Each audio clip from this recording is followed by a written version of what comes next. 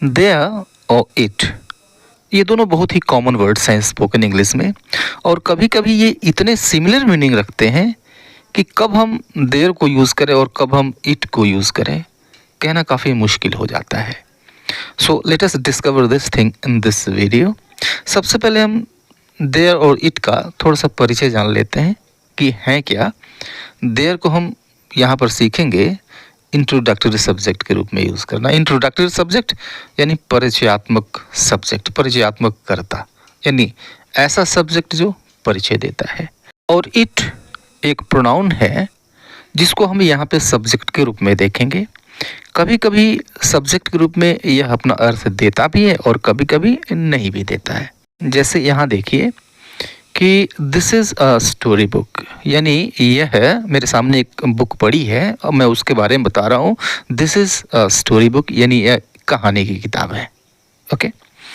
It is interesting, यह रोचक है, यह मज़ेदार है। इट इज़ इंटरेस्टिंग, यहाँ पर हमने इट यूज़ किया सब्जेक्ट के रूप में, प्रोनाउन है, इट के रूप में हमने सब्जेक्ट के रूप में यूज़ किया और इसका यहाँ पे अर्थ निकलता है यह रोचक है। इट इज़ इंटरेस्टिंग, ठीक है।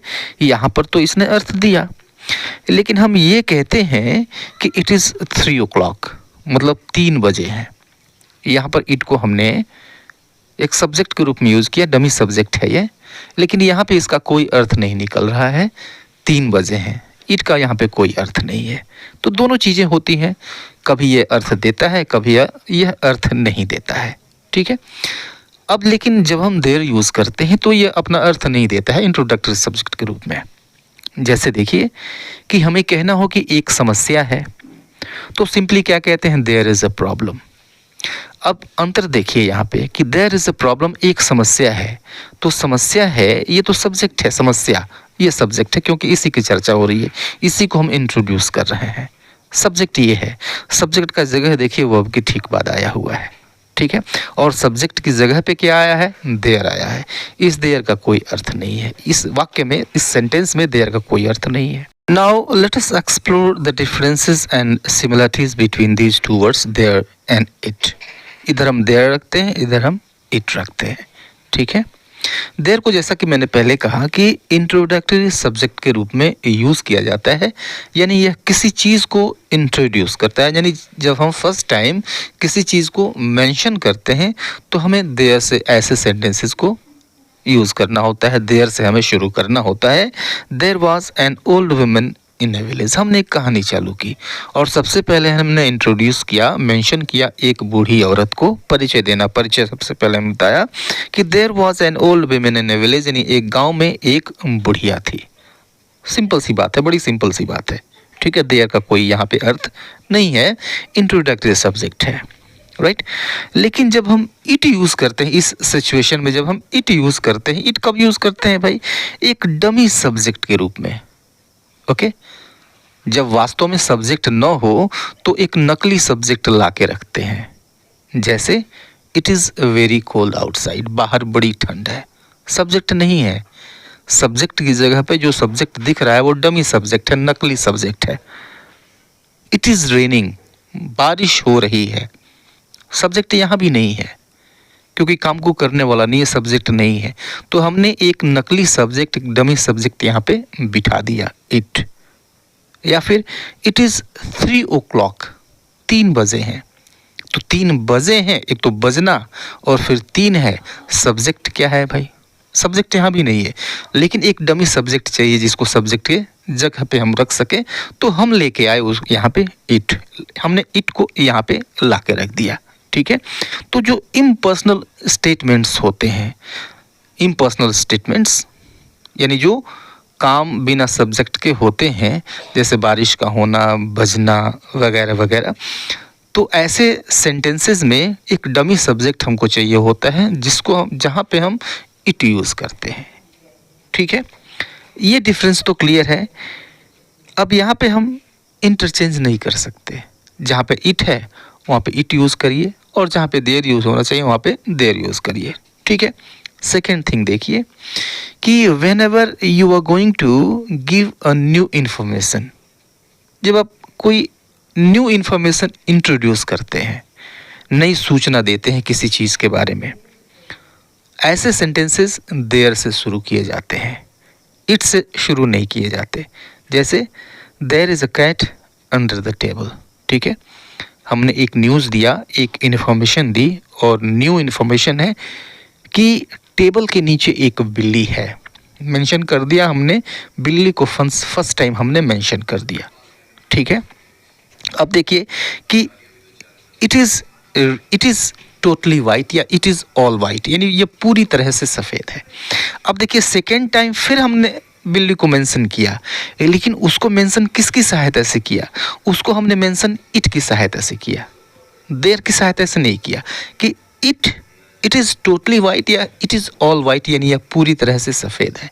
तो जब हम सेकेंड टाइम किसी चीज़ को मेंशन करते हैं तो ऐसे में हम सब्जेक्ट के रूप में उस चीज़ के लिए इट यूज़ करते हैं, इट यूज़ कर सकते हैं, देयर हरगिज़ नहीं आता है, ठीक है। या फिर एक सेंटेंस और लीजिए कि there is a book on the table, ठीक है, there is a book on the table, यानी मेज़ के ऊपर एक किताब है। किताब को हमने मेंशन कर दिया फर्स्ट टाइम, ओके, इंट्रोड्यूस कर दिया इंट्रोडक्टरी सब्जेक्ट की सहायता से, देयर की सहायता से। अब फिर उस किताब के बारे में हमको सेकेंड फिर से मेंशन करना है, तो हमें इट चाहिए। It is a grammar book, यानी यह ग्रामर की किताब है। तो जब सेकेंड टाइम आप मेंशन करते हैं तो इट यूज़ करते हैं, राइट। फर्स्ट टाइम मेंशन करते हैं, इंट्रोड्यूस करते हैं, तो आप यूज़ करते हैं there. It is a grammar book, यह ग्रामर की किताब है, ठीक है, राइट। जो तीसरा अंतर है, जो डिफरेंस है, वो ये है कि जो देयर है, जब हम देयर को यूज़ करते हैं तो ये ले लेता है सब्जेक्ट का जगह, इंट्रोडक्टरी सब्जेक्ट बन के आता है। वास्तव में जो रियल सब्जेक्ट है उसका जगह ले लेता है, और जो इसका रियल सब्जेक्ट होता है उसको भेज देता है वर्ब के ठीक बाद, देयर। जैसे देखिए कि देयर इज़ अ प्रॉब्लम, एक समस्या है, देयर इज़ अ प्रॉब्लम, ठीक है।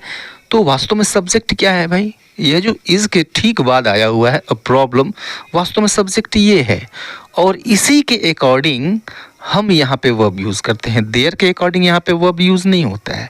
यहाँ पे इज़ के ठीक बाद जो सब्जेक्ट आता है यही रियल सब्जेक्ट है, इसी के अकॉर्डिंग यहाँ पे वर्ब होती है।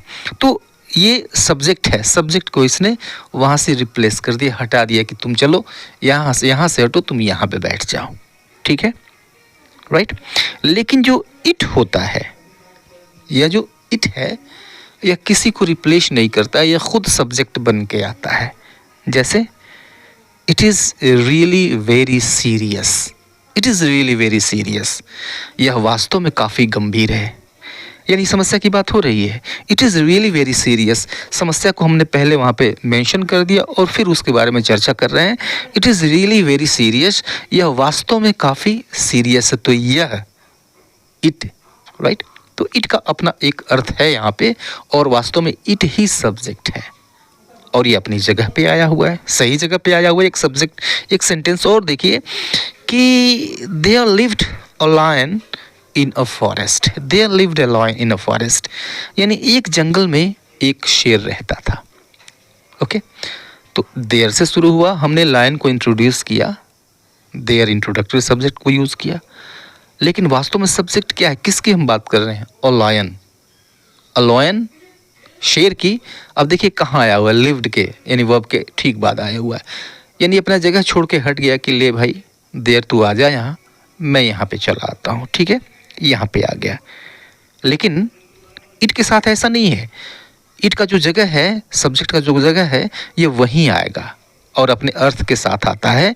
It was ferocious, it was ferocious, यह काफ़ी भयानक था, डरावना था। इट वॉज फेरोसियस, यह मतलब क्या? लॉयन। तो जहाँ इसका जगह है वहाँ पे आया हुआ है, ठीक है, देयर के साथ, जबकि ऐसा नहीं है।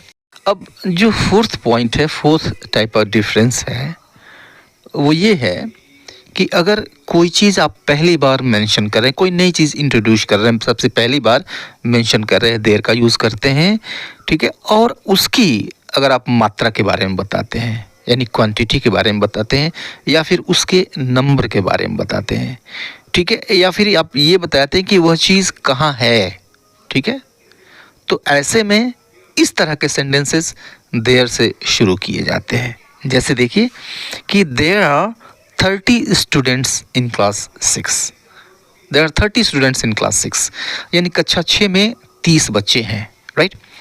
तो एक तो आप बच्चों की चर्चा कर रहे हैं और उनकी संख्या के बारे में बता रहे हैं, तो ऐसे सेंटेंसेस प्रायः देयर से शुरू किए जाते हैं, ओके। और यह जो यहाँ पे वर्ब आया हुआ है आर, यह सब्जेक्ट जो रियल सब्जेक्ट है उसके अकॉर्डिंग होगा। यहाँ पर स्टूडेंट्स है जो कि प्लूरल है, इसी के अकॉर्डिंग है, ठीक है। अब यहाँ पे ऐसा आप नहीं कह सकते हैं it is 30 students in this class, it is 30 students in class 6, यानी कक्षा 6 में 30 बच्चे हैं, 30 छात्र हैं, ऐसा कहना गलत होगा, ओके। एक और एग्जांपल देखिए कि there is some rice in the bag, there is some rice in the bag, यानी बैग में थोड़ा सा चावल है, ओके। क्योंकि यहाँ पे हम राइस को मेंशन कर रहे हैं फर्स्ट टाइम और हम उसकी मात्रा के बारे में बता रहे हैं, तो ऐसे सेंटेंसेस हमको देर से शुरू करने होंगे, इट से हरगिज़ नहीं होगा। इसलिए यह सेंटेंस गलत है, it is some rice in the bag, यह सेंटेंस गलत है क्योंकि इट का काम कुछ और है, यह जो काम है वो सिर्फ देर का है, देर का इस पे अपना एकाधिकार है, इस तरह की चीज़ों का, ठीक है। तो ये कुछ डिफरेंसेस थे, अब देखने में ये छोटे लग रहे हैं but they are very important, और ऐसे में यहाँ पे गलतियों से हमको बचना चाहिए। तो आज के लिए इतना ही, मिलते हैं नेक्स्ट वीडियो में, तब तक के लिए good bye and take care.